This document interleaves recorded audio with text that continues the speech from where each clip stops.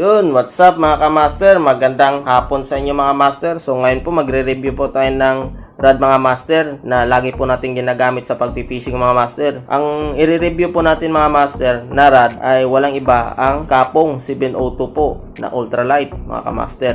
Ito po siya mga master Yan. Ito po kanyang balot niya master. Tapos sa loob niya ni rod niya po. So, binili ko to master noon pang 2020 mga master. Sa halagang mga 1.7 mga master. Mura pa lang dati ang rod nito master. Ang Kapong. Pinakasikat po talaga to at saka mabenta po dito sa Pilipinas mga master. So, i-review po natin ilang taon na to master na ginagamit ko sa pagpipishing. Marami na rin to mga video na napapanood yung mga master. Nakikita nyo sa aking mga vlog na lagi ko tong ginagamit yung mga master. So, ngayon mga master, bubuksan po natin to. Ano po rin ang pagbabago nito master. Buksan po natin siya. So, yung balot niya rin master, okay pa rin. Tila kasi ang balot nito master. Hindi siya plastic na or parang fiber na plasto, parang tila lang po, normal na tila lang, pero okay pa rin master. Sobrang luma na master Yan, nabubutas kasi ito talaga, nabubutas niya master dahil sa kanyang stick ng rod master, nabubutas niya. Pero okay pa rin, lilinis ko pa rin to master lagi. So itatabi natin to mga master, ang kanyang pinangbalutan niya. Ang una na ipakita ko mga master, yun ay ang kanyang handle niya master. Ito po. So ito pa rin master, okay pa rin. Yan, nakikita nyo po. Okay pa rin master, yan So 2020 pa ito master na billing. Halos mag-4 na taon na rin master. Ginamit ko ito. Tumutunog pa rin master Ito yung kagandahan niya, tumutunog. Yan. Ito yung hawakan niya, okay pa rin master Medyo marumi-rumi lang master kasi ginamit ko to sa pagpipishing nakaraan master sa tournament. Okay pa rin. Ang haba pa nito master ay 2.1 meters. Kaya yung lure na kaya niya pa rin master na swak dito po ay 2 to 10 grams po ang kanyang lure weight. Tapos yung line master pasok dito sa ultralight ay 2 to 6 pounds. 7 feet po yung haba niya, 2.1 meters. So ito okay pa rin. Ito po yung kanyang handle niya master. So yung ultralight na Kapong gawa po sa Relax sa Santara. Galing po to sa Indonesia o Malaysia to master. Yung product na ito. In order pa to sa ibang bansa. Ito mabenta talaga to sa Pilipinas master. Maraming gumagamit ng mga anglers na ganito na rod. Dahil magaan na. Saka smooth lang gamitin. Parang hindi ka mapagod maghagis dahil ultralight mga master. Tapos ito na po yung kanyang master. Tip. Nag-iisang tip. Yan. Yan master. Ang tip niya yan. Ang kanyang rings pa rin master sa 2, 3, 4, 5, 6, 7, 8, siyam na rings kasama yung sa handle mga master. So may napapansin pa kayo master, ito po yan, nakikita nyo po yan. Ito. Ring po ito ng master, mablos ba ito o ring ng pinaayos ko pa to sa Puerto Mas. Kapag bumili kayo ng rod na ito, lagi pong nasisira nyo na hindi nyo po naingatan ang kanyang dulo nito po.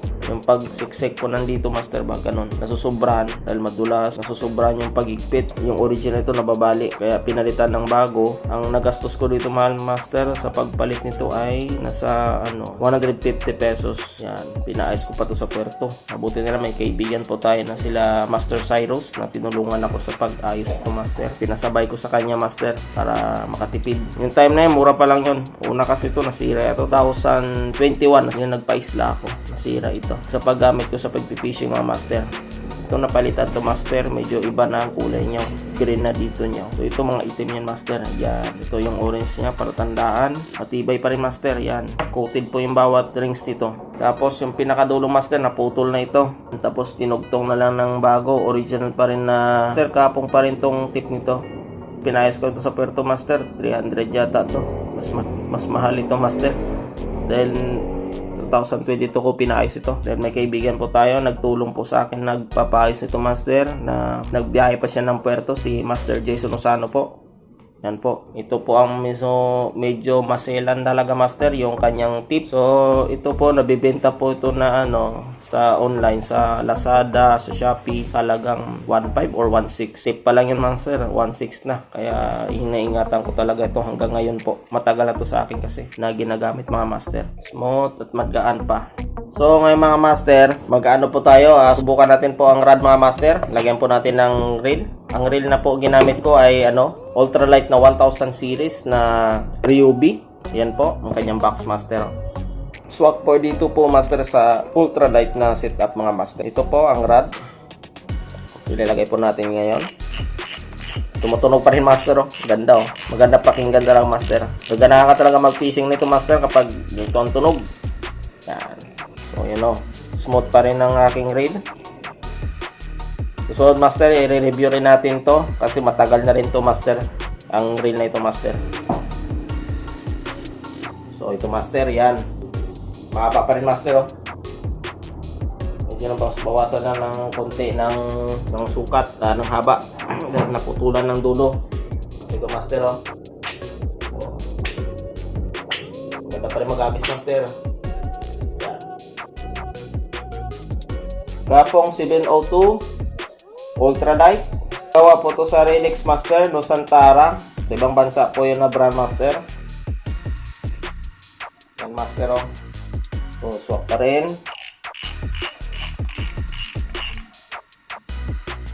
Yan rin natin master. Tabi muna natin yung master. Ito po yung rod. Okay. Nasa tingin yung master, okay na okay pa rin yung master Magaan pa rin. Ito coated ng parang foam na rubber o ganyan. Tapos coated yan dito master Kaya hindi ito siya nasisira. Natanggal na rin po dito ang kanyang babala dito master. Sa mga bagong binibili, may babala pa yun dito master. Yan, natanggal na po yan sa sobrang tagal na po talaga. So yung kanyang handle po, kanyang lalagayan po ng reel. Okay pa rin yung plastic master carbon lodi. Yan, to master, to pa rin to master, coated saka yan, medyo napapansin yung master dito pag malapitan pong tiningan ay medyo na nagagasgasan na po dahil marami na tong pinagdaanan tong rod na to sa akin. Dahil ito talaga yung una-unang rod na binili ko master na pang fishing. Na time na yon po ay hindi pa ako nagba-vlog mga master. So bago ko pala naisipan mag-vlog, sabi ko mag-vlog kaya ako na habang nagpi-fishing na. Sunod-sunod na po master hanggang sa na-monetize na ako. Carbon ito master Maganda to hawakan master kasi medyo maggaspang na nakikita nyo may mga guhit-guhit master Napawakan yun master. Masubukan natin at napakita na po natin master ang rod natin. Ito po.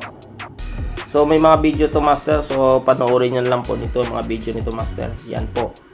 Yan. Lahat ng mga video nito po about dito po sa rod na ginagamit ko master, yung kapong. Yan.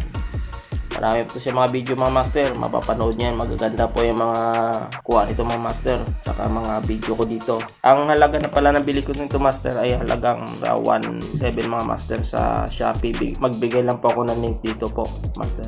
Kung gusto nyo po magtanong po mga karagdagang tanong, mag-comment lang po kayo down below po master sa aking vlog sa video na ito master. So mga master, sa mga mayroon pong rod na ganito po, swak na swak po talaga. Maganda po talaga ang rod na ito. Medyo masinan lang master. Yun pa nga magaganda, yung mga medyo mahal na rod ay maganda po talaga gamitin. Matitibay. Saka kunting ingat lang master, lahat naman ng mga bagay pag hindi mo ingatan, masisira din talaga. Ang presyo po nito ng rod ngayon sa panahon ngayon master ay halagang 2024 ngayon. Ang presyo po nito nasa 2.5 sa Lazada, sa Shopee o sa TikTok po. Aywa ko meron ba sa TikTok, hindi ko pa nasa-search doon. Pero tingnan lang po sa mga online platform na nagbibenta po ng mga rod, na fishing rod. Saka master, bago nyo po matatapos ang panood mga master, subscribe muna kayo po dito sa aking channel mga master. Ito po yung subscribe button po master Yan, ito po, saka ito. Yan, subscribe muna kayo master. Tapos kung gusto nyo po mag-comment lang po kayo sa video ko master. Saka mag-shoutout na rin po kayo. Huwag nyo po kalimutan mag-shoutout. Saka huwag nyo lang po kalimutan panoorin yung ads mga master dahil malaking tulong na po sa akin. Hanggang sa muli po mga master. Hanggang dito na lang po yung video ko. Maraming pong salamat sa panonood at God bless you.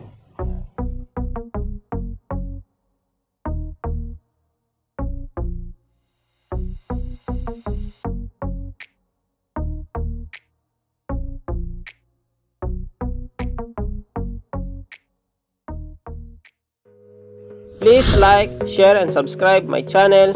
Thanks for watching mga kamaster.